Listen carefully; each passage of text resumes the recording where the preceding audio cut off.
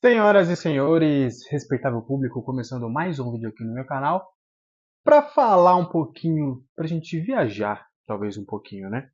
Vamos falar um pouquinho do que aconteceu, né, de Fluminense e São Paulo, mas não propriamente dito um jogo em si, mas projetando também essas 4 rodadas ainda que o São Paulo tem, o que eu, Alex, faria, tá? E aí vocês podem também elucidar as suas ideias aí nos comentários. São Paulo enfrentou o Fluminense, acho que a expulsão do Gabriel Neves, que ao meu ver, a expulsão em si, o ato do Gabriel Neves, realmente é passível de cartão vermelho. Se fosse o amarelo também está tudo bem, mas eu acho que ele correu riscos ali, e que fase realmente que vive o Gabriel Neves, né, que já teve ali, com o próprio Dorival, inclusive, no começo da era Dorival ali, nessa volta do São Paulo.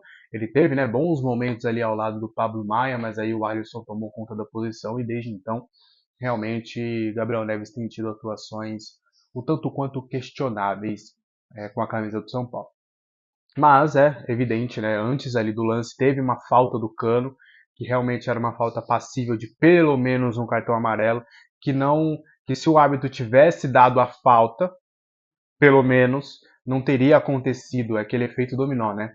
Porque no lance seguinte ali dessa dividida entre Cano e Beraldo, onde o Cano ele vai realmente no tornozelo do Beraldo, eu acredito que é indiscutível que houve a falta, e você pode se discutir se o cartão para o Cano seria vermelho ou amarelo, mas indiscutivelmente foi falta. E aí, em seguida, ali o Gabriel Neves acabou tendo o ato de pisar no adversário e acabou, na minha visão, sendo merecidamente expulso. E aí o jogo acaba ficando um pouco condicionado, né? Você tá com um a menos, você acaba é, tentando se fechar no seu campo defensivo. E acho que o São Paulo fez isso muito bem.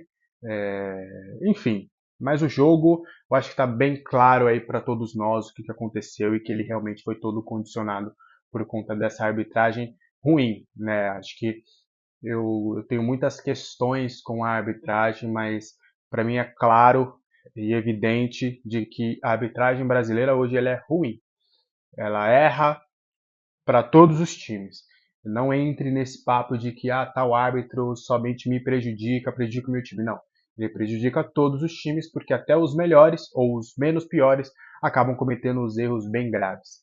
E a condução do jogo ontem da arbitragem foi bem ruim. Enfim. Vamos pegar uma outra ótica desse jogo do Fluminense.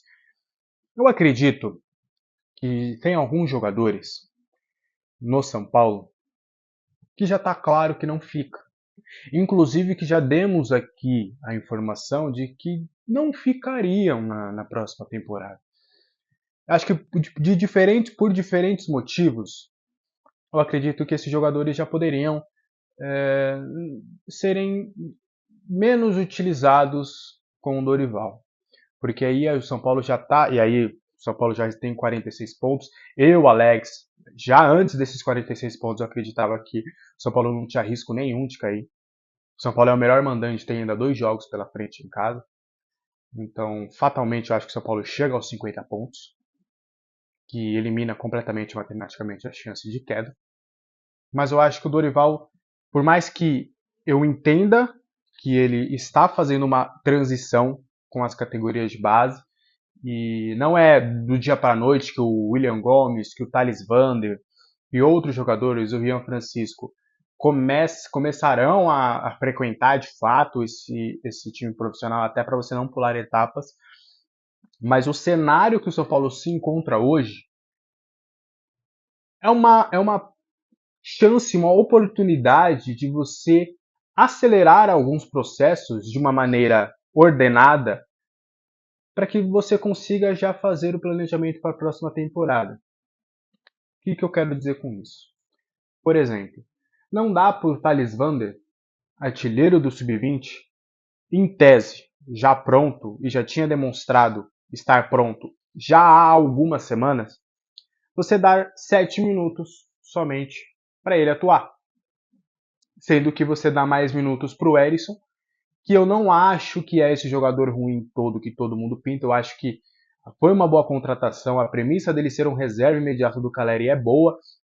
Infelizmente, ele teve as contusões dele e ele acabou sendo condicionado a não conseguir render com a camisa do São Paulo. Foi muito importante, inclusive, na partida contra o Tigre, né, na Argentina, né, eliminando aquele fantasma, né, que o São Paulo conseguiu vencer o Tigre lá na Argentina. Acredito que ele seria uma boa opção de você ter como reserva. Eu acho que ele é um excelente reserva para o Caleri. Porém, é difícil que o Botafogo aceite um novo empréstimo. Somente venda. Então aí, meio que já fica claro de que o Erisson não vai ficar. A não ser que o São Paulo, e eu não tenho essa informação, a informação que eu tenho, vinda do Botafogo, é que não será aceito um novo empréstimo, porque já, inclusive, existem sondagens de outras equipes. Uma delas é uma equipe do Japão, o Nagoya Grampus, que está disposto a bancar uma contratação em definitivo, e o São Paulo não vai fazer isso. Então, qual que é o sentido de você dar uma oportunidade para um jogador que, a informação que eu tenho, não ficará, sendo que você tem um cara que do seu sub-20, que é a última categoria de base que você tem, é o último processo da categoria de base, e você não dar mais minutos para esse cara. Não quer dizer que o Thales Vander ele vai arrebentar e logo vai mostrar que ele é reserva para o Caleri. Não, não vai. E eu acredito ainda que o São Paulo deveria buscar no mercado, em condições boas para o São Paulo, um reserva para o Caleri. Mas você tem a chance agora de dar oportunidade para o Thales Vander. Você tinha, 5, 6, 7 jogos. Quiçá nesses 7 jogos o Thales Vander vá bem. Te surpreenda, mostra uma maturidade que você não esperava que ele tivesse. Porque dos poucos minutos que ele teve no Maracanã, ele foi bem, brigou pelo alto, buscou alternativas, mesmo não jogando de centroavante. Inclusive, na minha leitura labial, né, eu vi quando ele entrou, ele falando pro Erisson, eu vou de ponta, você fica, eu vou de ponta. Mostrando que ele iria jogar um pouco mais aberto. Então você não tinha nada a perder, para falar a verdade. Porque se o Thales Vander, esses 7 jogos, ele sente, você fala, não, beleza, conto com ele, mas agora eu vou um pouquinho mais devagar. Que era o que você já iria fazer em tese para a próxima temporada. Só que se ele te surpreende e vai bem, e você fala, poxa, o moleque tá arrebentando, cara. Eu acho que eu vou arriscar e vou colocar ele como reserva do Caleri realmente. Vou dar minutos para ele no Paulista porque ele me convenceu aqui dentro de campo. Então eu não vou atrás mais de um centroavante. O dinheiro que eu irei atrás de centroavante eu vou guardar, e dinheiro que eu falo não só de investimento, como também na folha salarial, para buscar um ponta um pouco mais caro e, consequentemente, mais qualificado. E isso também pode funcionar para o William Gomes. O menino entrou bem, teve um pouco mais de minutos, teve 30 minutos, cometeu erros, mas mostrou personalidade, foi para cima, teve bons lances.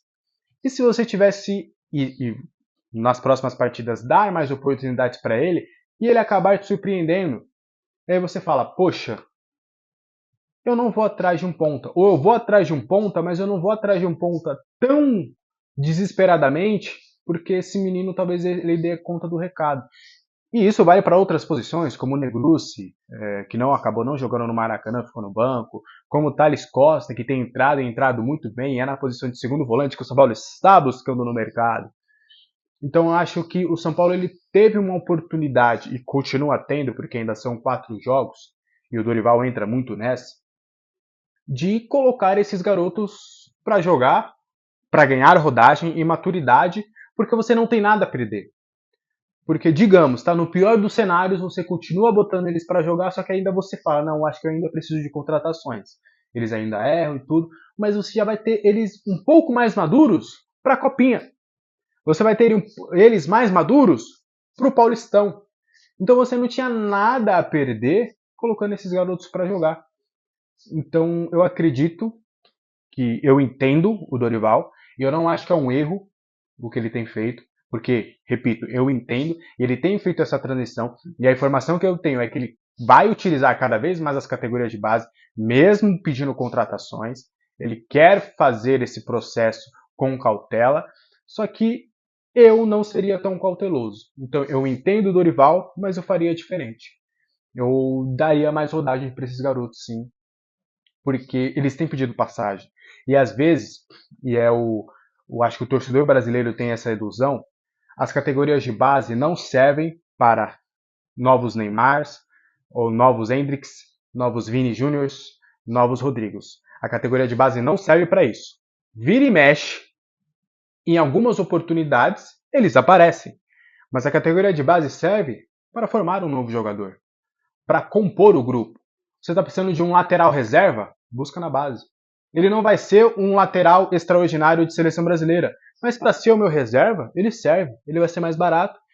Frequentemente ali uma oportunidade ou outra ele vai jogar, vai dar conta do recado e eu economizo. Principalmente num clube que a gente sabe, é público, que deve e muito financeiramente aí nos seus cofres. Então, sabe, eu acho que é um pouco disso. Eu acho que o Dorival poderia ter acelerado um pouco alguns processos, não pulado etapas, mas acelerado um pouco esses processos com esses garotos, porque até no sub-20, e que já é sabido, e o próprio Rogério falava isso, e o Belmonte, o Casares já falaram isso publicamente. É muito difícil o que eu vou falar, mas trazendo aqui as palavras corretas, né? O sub-20 hoje do São Paulo, ele não tem as principais peças da geração, porque as peças principais do sub-20 já estão no time, por exemplo, o Beraldo, por exemplo, o Pablo Maia e outros jogadores, ou já foram vendidos, como é o caso do Neuelton, né, que foi vendido para o Shakhtar Donetsk e disputou a partida de titular contra o Barcelona de Champions League. Então, você não teve os seus principais jogadores, você não tem os seus principais jogadores hoje no sub-20, só que mesmo assim você ainda tem talentos interessantes que poderiam compor o seu grupo. Eu estou falando aqui ainda, tem o Luiz Henrique, tem ainda o Ibali, tem o Lucas Inácio, que é um bom zagueiro, o Ítalo, que por mais que não tenha feito uma boa temporada no Sub-20, na minha concepção, ele tinha feito uma temporada Sub-17 muito boa, mas ainda é um talento que o São Paulo poderia dar mais rodagem, a tendência é que vá subir para a próxima temporada. O Leandro, goleiro, né, que poderia ali já ocupar um espaço. Então eu acredito que o Dorival errou, ou melhor, errou não. Eu não concordo com essa cautela exacerbada do Dorival. E acho que ontem poderia ter sido o começo, nesses 5 jogos que o São Paulo ainda tem, o começo de um pouco mais de aproveitamento desses garotos. Dar um pouco mais de rodagem para esses garotos. Enfim, essa é a minha opinião.